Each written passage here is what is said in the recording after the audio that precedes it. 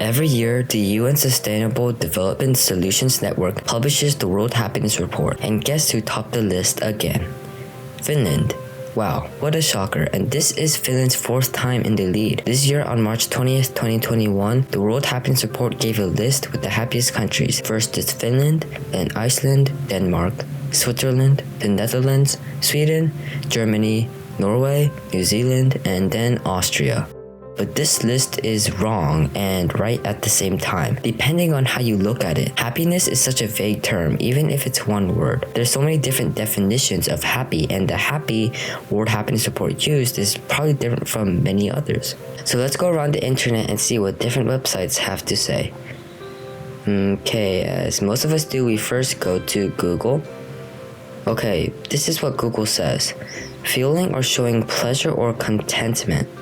Okay, let's go to a website that most of us are familiar with, Merriam and I butchered that name. Merriam and Webster. It says favored by luck or fortune. Well, that's totally different from Google's definition. And its second definition, notably fitting, effective, and well adapted. I'm not sure why effective is there, but oh well. Let's go to dictionary.com. Alright, so it says here delighted, pleased, or glad as over a particular thing. Oh, the third definition stands out. Willing to be helpful as with assistance, a contribution, or participation. Let's see what other countries think. Cambridge Dictionary. Okay, so over in the UK it means feeling, showing, or causing pleasure or satisfaction. And here's Dalai Lama's definition of happiness. If someone completely lost hope, then that very mental attitude shortens their life. And worst case, even suicide may take place. So therefore, hope means something good. Therefore, the purpose of our life, I usually telling people, happiness is our, real meaning of our life. After reading all these definitions, I had an urge to create my own. But this definition was just made by me and for this video. For my definition of happiness, I would put happiness is an emotion and feeling where a person always have constant hope, love, and excitement. They laugh genuinely and they are grateful for what they have. They are not depressed and do not have suicidal thoughts. In other words, they love living.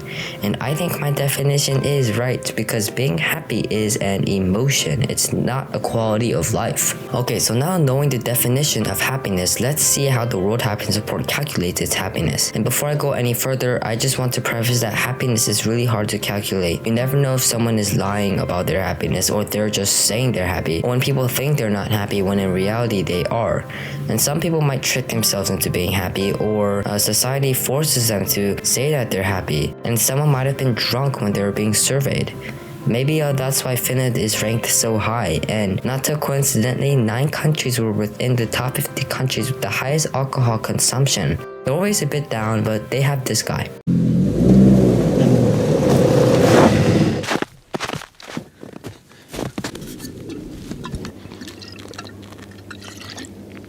Nonetheless, I just want to say that I don't blame the World Happiness Report because it is impossible to measure happiness, partly due to the many definitions of the term. Many of you may not know, but the World Happiness Report is fairly new, starting in 2011. The UN General Assembly invited member countries to measure the happiness of their citizens. They were to follow Resolution 65/309 happiness towards a holistic definition of development. They released their first report in 2012 and started releasing reports on March 20th every year since 2016. But here's the problem. Happiness towards a holistic definition of development. These people are trying to measure happiness to see the development of nations, to see a pattern of relations from happiness and good governance. Looking further, you will find that they use experts from different fields such as economics, psychology, survey analysis, and national statistics to see how these measurements can be used to assess the progress of nations. So essentially, this means that they made the World Happiness Report to see how happiness and progress affect public policy, not to find true happiness. The World Happiness Report measures happiness with the Cantor ladder. And here's how it works. Representatives of a certain country are asked to rate their lives from a scale of 0 to 10, and their surveyor is to decide their happiness. The Gallup World Poll which the World Happiness Report used for its data, measures 14 areas with its questions. This includes business and economics, citizen engagement, communications and technology, diversity, education and families, emotion and well-being, environment and energy, food and shelter, government and politics, safety, health, religion and ethics, transportation, and work. And out of these 14, I see only one question that actually measures happiness, which is emotion and well-being. All the rest are just about quality of life. They don't really measure hope, love, and excitement. Adding on to this, they use GDP per capita, life expectancy, someone to count on, corruption, generosity, and freedom to make choices. These variables are what the international rankings used. In the 2012 report, chapter 4, it says, happiness comes from an opportunity to mold one's own future. And it goes on to talk about mental and physical health and how it greatly affects one's happiness. Compared to my definition, many of these criteria are extremely different, where they are mainly focused on the quality of life and having not to worry about anything. And another questionable thing they do every year is the writers of the World Happiness Report focus on a different theme. In 2021, they focused on COVID-19, and in 2020, they were focused on the environment. In 2019, they were focused on community, and so on. The problem with this is that these criteria that the World Happiness Report is using is better for a national level. But instead of national level analysis, we should really be reporting on individual happiness. If you go and analyze Finland's standpoint, it's not hard to realize why the World Happiness Report ranked Finland first. Finland's extensive welfare benefits, a transparent government, low corruption, its famous education system, good safety, the feeling of freedom, and lots of job opportunities which check many of its criteria. The Finns get paid vacation, and starting in 2021, the parents are paid on parental leave, healthcare is at a reasonable price, the social support is the third best in the world, freedom is fifth, and trust is fourth. The point here is that Finland is one of the best countries to live in, if not the best. Although it's not the richest country with a GDP of only $296.3 billion and a GDP per capita of $48,782, the wealth inequality is extremely low. But the problem with this is that the World Happiness Report thinks that happiness is a result of a good life balance. But just because you have a stable job and you don't have to worry about safety or money doesn't guarantee you happiness. The Finns aren't happy-go-lucky people who skip along the sidewalks holding hands while laughing. The Finns are mostly known as unexpressive people who usually keep to themselves and rarely step out of their friend or family bubble, which is totally opposite of my definition. The World Happiness Report is really based off of quality of life instead of emotional happiness. And don't get me wrong, I'm sure there are Finns who are actually like that. However, Finland's suicide rate is high, although falling at 51st place, with the first having the most and the last country having the least. This means that Finland has more suicide than 70% of the world countries, and according to the World Health Organization, Finland is the 9th most depressed nation in the world. I also want to preface that the Finnish people can also express their happiness through different ways. So even if they seem emotionally unexpressive people on the outside, they might be happy on the inside. But many Finns consider their happiness as more of contentment instead of joy. The trust the Finns have for each other is respectable. Like I said, happiness is extremely vague, and so yeah, please don't hate on me. So what is the happiest country in the world? Which country has the most joy? Using my definition, I have found a report of countries that hit most of my spots. So here it is. It is called the Global Emotions Report, and it too is made by Gallup. In first place is Panama, second is El Salvador, then Guatemala, Paraguay, Colombia, Indonesia, Mexico, Nicaragua, China, Costa Rica, Denmark, and Honduras in 12th. The Global Emotions Report interviews 1,000 people from every country in the world, all above the age of 15. They make sure not to ask questions about money or the government. They ask questions like, did you feel well rested yesterday? Were you treated with respect all yesterday? Did you smile or laugh a lot yesterday? Did you experience these feelings multiple times yesterday? See, all these questions are on an individual level. They don't go through money, success, or GDP, but really personal questions which talk about emotion. And most of you are maybe wondering right now, why are most of these countries in the top 10 from Latin America? Well, it's because the people know that their government is not the best, and besides striving for success, a stable job, and nice cars, the people put family and their community as their priority. Basically, they work to live, not live to work. They spend a lot of time with family and friends too, and it's not like all Latin Americans live like this. I'm sure there are absolutely miserable Latin Americans who want to die. but majority make family their priority. And sure, they do want success, but who doesn't want it?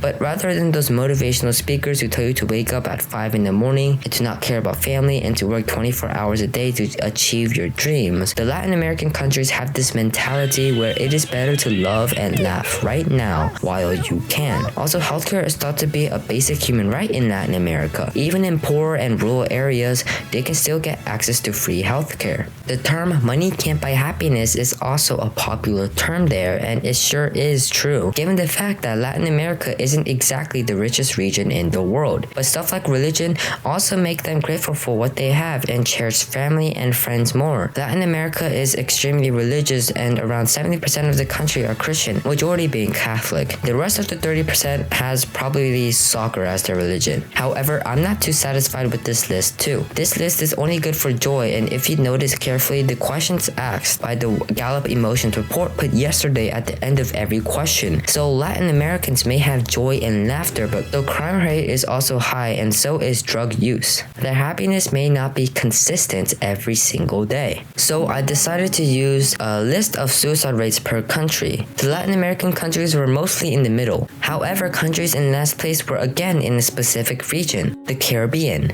Barbados comes in first, then Antigua and Barbuda, but the Bahamas, Grenada, Jamaica, Kuwait, St. Vincent and the Grenadines, Syria, Azerbaijan, and the Maldives. The first 5 were all in the Caribbean, and more up the list is countries that are majority Muslim. And this makes sense because the religion of Islam and most other religions strictly prohibit suicide. And for the Caribbean countries, this is most likely due to the low level of stress. Island time is a real thing, and the people living there aren't following a strict schedule every minute of their lives, and stress can really make people question life and give up, which ultimately leads to suicide. Another thing that can lead to suicide is depression. So for that, I have found a list of the least depressed countries in the world. The countries with the lowest depression rates were the Solomon Islands, Papua New Guinea, Timor-Leste, Vanuatu, Kiribati, Tonga, Samoa, Laos, Nepal, and the Philippines. And for this list, I can see a geographical similarity between most of these nations too. They are mostly island nations located in the equator in the Pacific Ocean, and this is probably due to the simple life that the people living here lead.